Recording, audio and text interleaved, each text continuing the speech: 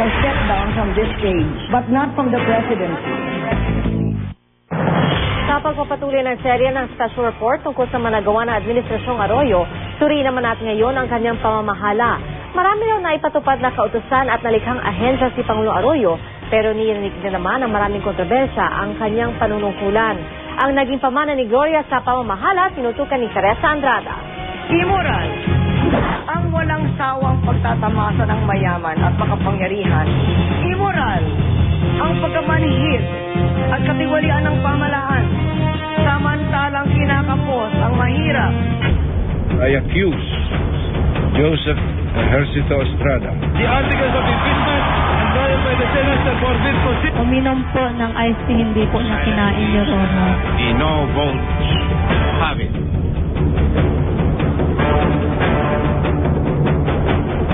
Pagod, pero wala rin pagod dahil That I will faithfully and conscientiously fulfill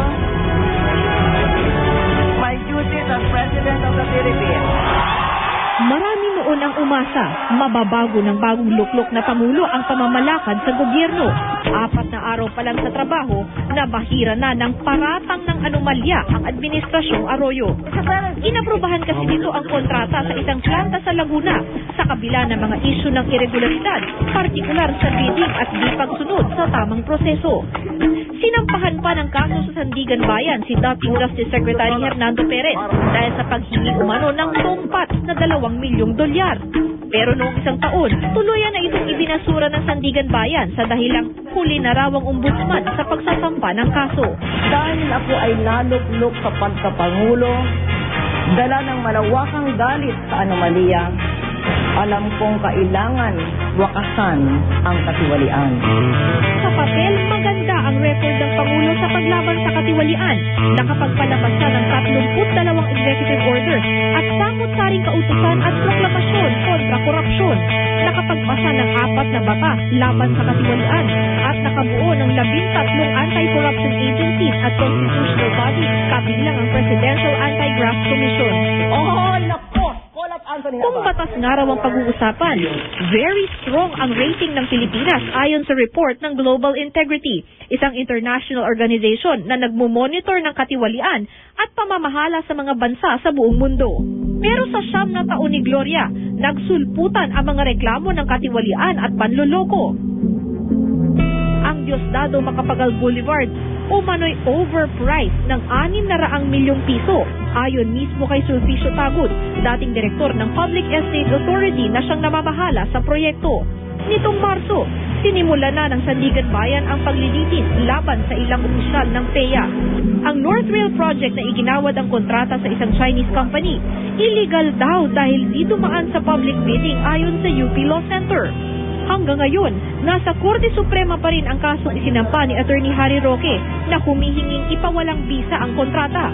Itinuloy pa rin ang proyekto sa bisa ng isang executive order mula Malacanang noong June 2008. Ang National Broadband Network o NBN-ZTE deal na nagkakahalaga ng mahigit $329 milyong, agad kinansela ng Pangulo ng mabulgarang umano'y overpricing at paghingi ng kickback ng ilang opisyal ng gobyerno. Ang pamumudmod sa palasyo noong 2007 ng tig-1 milyong piso para sa mga congressman at governor na kaalyado ng Pangulo, ibinulgar pa mismo ng mga dumalo sa pulong. Sabi noon ni Press Secretary Ignacio Bunye, para sa mga local government unit ang ipinamigay na pera. I would like to assure you at this point that no government fund change hands. Si Interior Secretary Ronnie Cuno naman, wala raw kamuwang-muwang sa pangyayari. Idinawit rin sa mga alegasyon ng katiwalian ang pamilya ng Pangulo. Kung si Erap may Jose Velarde's secret account, inakusahan naman ng unang ginoo na si Attorney Mike Arroyo na may Jose Pidal account, kung saan naideposito ang mahigit 300 milyong pisong kontribusyon at pondo daw sa pangangampanya. It's a question really of private. Sa kasagsagan ng investigasyon sa Senado, lumutang ang kanyang kapatid na si Iggy Arroyo para akuin ang pagkatao ni Jose Pidal. Nagbukas daw siya ng mga bank account sa ilalim ng ibang pangalan para na rin sa kanyang seguridad. Ang perang laman daw nito galing sa lehitimo at legal na pamamaraan.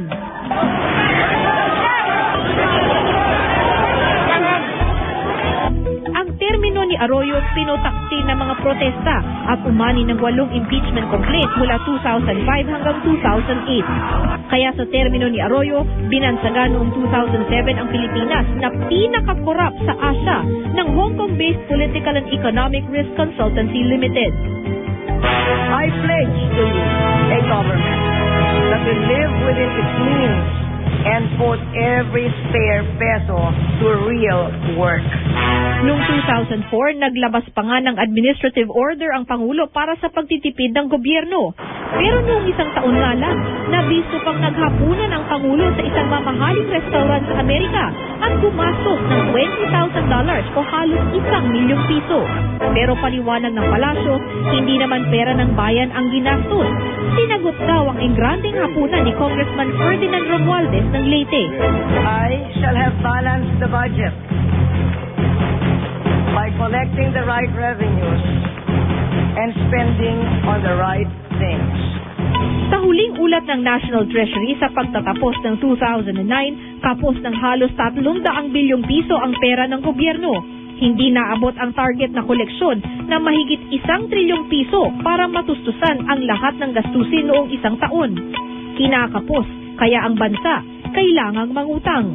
Hanggang Marso, umabot na ang bayarin ng Pilipinas sa 4.46 trillion pesos. Kung paghahatian ito ng bawat Pilipino, kasama na mga ipapanganak pa lang ngayong taon, bawat isa may utang na halos 50,000. I am accused of misgovernance. Many of those who accuse me of it left me the problem of their misgovernance to solve. Hinigitan niya ang nagawa ng sino mang Pangulo mula kay Marcos sa pagpapalago ng ekonomiya. At sa ilalim ng kanyang administrasyon, tuluyan ng natupad ang computerization ng eleksyon. Pero eleksyon noong 2004 ang tumata sa mga Pilipino. I recognize that making any such call was a lapse in judgment. I am sorry. Hanggang ngayon kasi, di pa rin direktang sinasagot ng Pangulo ang alegasyon ng pandaraya noong 2004 elections. Wala pa rin linaw ang pakikipag-usap niya kay dating COMELEC Commissioner Virgilio Garciliano. Alam ng lahat ng mga kandidato, bawal yon. Pero ginawa niya, nilabag niya ang batas. At yon ay inilihim niya. The gravest thing that you have done is you have stolen the presidency, not once, but twice! Sa tala ng GMA News Research, katumbas na ng mahigit 11 buwan ang 88 beses na pag-a-abroad ng Pangulo. Sabi ng palasyo, umabot na raw sa $6.2 billion ang tulong at trabahong naiuwi sa bayan ni Arroyo. Kaya kung siya ang tatanungin, all that will remain for my successor is to gather the harvest. He or she will have an easier time of it than I did. Kung totoo ngang namulaklak at namunga ang 9 na taon ng Administrasyong Arroyo, malaking hamon sa paparating na Administrasyong Aquino na panatilihin o higitan pa ang mga biyayang naipundar nito. Pero ano't ano pa man ang nagawa o hindi nagawa ni Ate Glo, panahon at kasaysayan na raw ang huhusga sa kanya. I feel confident that we are leaving this nation much stronger than when I came to office. But I leave that for history to judge. Ako si Teresa Andrada. Ito ang pamana ni Gloria.